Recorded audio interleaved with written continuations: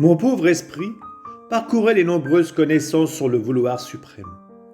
Et je me disais, pourquoi Jésus est-il si intéressé à faire connaître sa divine volonté et à ce qu'elle règne parmi les créatures? Je disais cela lorsque mon toujours aimable Jésus sortit de mon intérieur et me dit « Ma fille, veux-tu savoir pourquoi je tiens tellement à faire connaître ma volonté et à ce qu'elle règne parmi les créatures? C'est le seul moyen de pouvoir refaire la créature et de nous permettre, moi de donner et elle de recevoir. Tant que ma volonté ne retournera pas triomphante et dominatrice au sein des créatures, je ne serai pas capable de donner ce que je veux. Et elles n'auront pas la capacité, l'espace pour être capables de recevoir ce que je peux et veux donner. En fait, seule ma volonté a cette vertu, ce pouvoir, qu'en établissant l'ordre et l'équilibre entre le créateur et la créature, elle ouvre entre elles toutes les voies de communication. Elle a sa voie royale pour pouvoir envoyer ses dons sans danger, descendre quand il veut et apporter personnellement ses plus grands biens à la créature. Et la créature, possédant cette même voie, peut le recevoir ou monter afin de prendre elle-même ce que son Seigneur veut lui donner.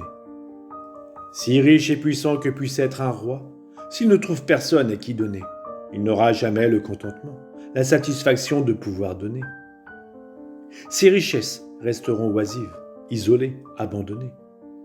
Il vivra peut-être noyé dans ses propres richesses, mais il n'aura jamais le contentement, le bonheur de donner et de faire profiter les autres de ses biens, parce qu'il ne trouve personne à qui les donner.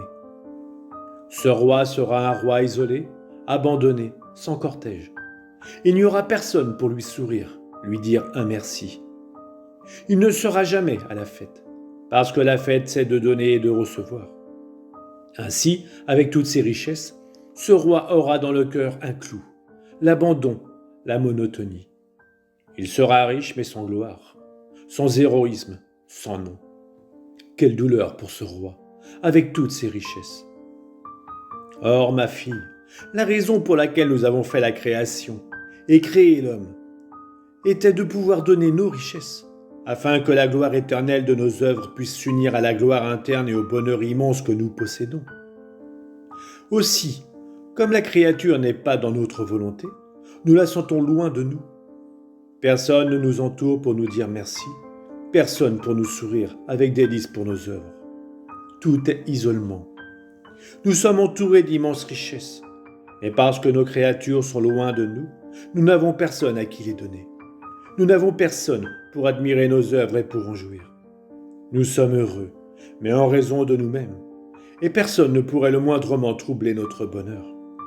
Mais nous sommes forcés de voir le malheur des créatures, parce que sans être unies à nous, elles ne peuvent rien prendre, et nous ne pouvons rien leur donner.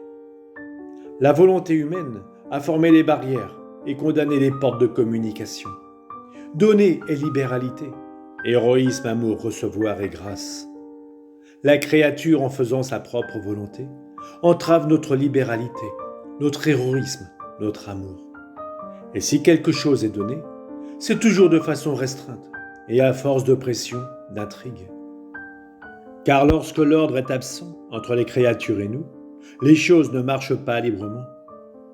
Nous ne sommes pas capables de souffrir, notre être est intouchable par tous les maux. Mais si nous étions capables de souffrance, la créature empoisonnerait notre existence. C'est là toute la raison de notre intérêt à vouloir faire connaître notre volonté et à la faire régner parmi les créatures. Nous voulons donner, nous voulons les voir heureuses de notre propre bonheur. Seule notre volonté peut faire tout cela, réaliser le dessein de la création et nous laisser mettre nos biens en commun. Ô volonté de Dieu, combien admirable, puissante et désirable tu es. Ô, je t'en prie, avec ton empire, fais notre conquête, fais-toi connaître et que tous s'abandonnent à toi. Deo gratias.